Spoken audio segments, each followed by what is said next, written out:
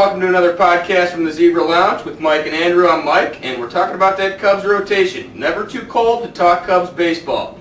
A lot of money being thrown around still for the Chicago Cubs, with Lilly and Marquee coming to town.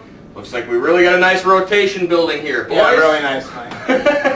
Who walked in? So with all, it looks like the Cubs have a starting 10 rotation. You got about 10, 12 guys who could start. My question to you today, guys, is who is your starting 5 for the Chicago Cubs? If you could pick it, who would you start? Not including Buck Coates. He does it all. He couldn't pitch.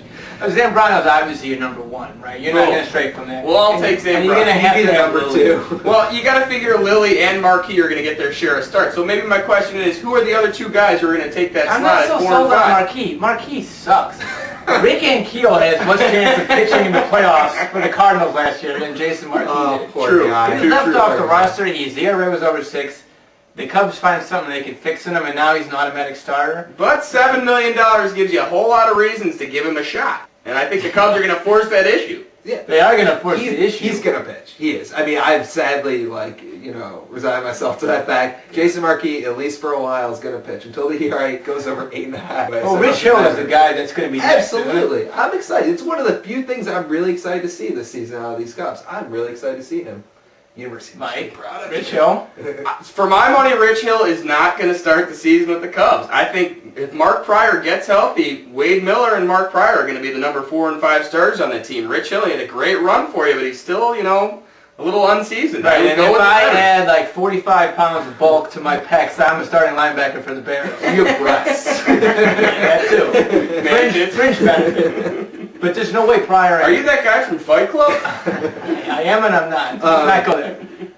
I think Rich Hill, you digress. No, wait, he was saying Pryor and Miller being in rotation at the same time. Yeah. That's like... You got Rich Hill once. As soon as one of them gets hurt in freaking April, you're set. But I'd start off with Miller and Pryor. But they're not even going to be there. They're going to be doing fucking towel drills in the locker. He's throwing his towel.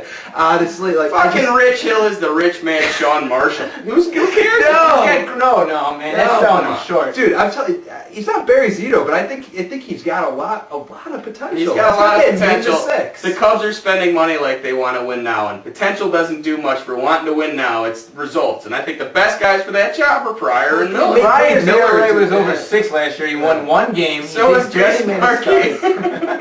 Shoot. All right, right here. Here's my 5: Zambrano, Lilly, Marquee, Pryor, and what's his nuts?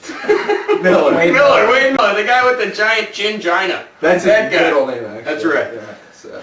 Well, I'll go with you with Zambrano as your number 1 for this year until they have to pay him $27 million next year. That's a story for another time. Yeah. Ted Lilly's got to be 2. Rich Hill's my number 3. Marquee's got to battle for a spot. I don't care if he's got money coming to him. Maybe he can pinch hit. He could, yeah. Great. Between him and Zambrano, wow. That's why you gotta have him in the Derby. Love that rotation. All right, so who's number 5? Number 5 would be, I guess if one of those 2 guys could stay healthy, I'll give Pryor a chance. Otherwise, Sean Marshall. I think I'm with Mike. Actually, Really? my Sean Marshall, hate him. I think he's garbage. Really? That's a minor Bold league pitcher. statement. That's a minor league pitcher. Well, who do you 87. Mall's got a pretty good ceiling, but man, that kid has got a long way to go. But as a 5th starter, if we're back to the Miller and Pryor aren't pitching, we're screwed anyway. I think Pryor's going to win 15 games next year. I'm hoping for Pryor. I'm glad- still. I'm glad I think you're it's time to taking come this, back. But I don't see it. Hey, you know what? If you weren't around in 2003, I'm sorry. Once That's he's healthy, 3 years ago. Right, but there's a lot of guys that were good in 2003. Yeah, but he's still young. He's No, he's still young. He's going to get it done. It's going to be a big time I'm for hopeful.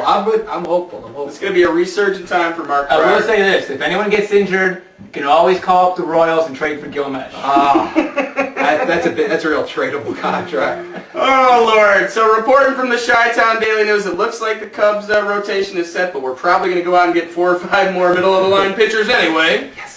So for Mike and Andrew, I'm Mike saying thanks for the good time, Cubs. It's been interesting.